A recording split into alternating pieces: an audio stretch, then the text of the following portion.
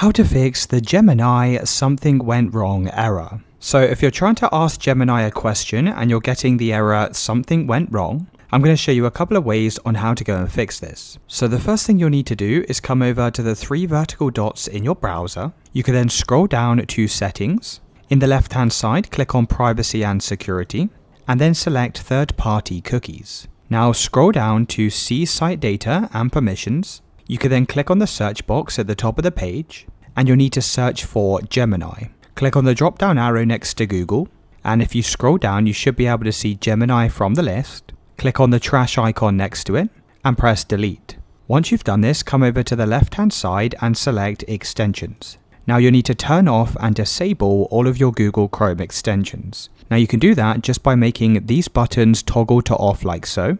You could then head back over to Gemini and check if that solves the issue. If it's still not working, click on the three vertical dots once again, scroll down and click on settings.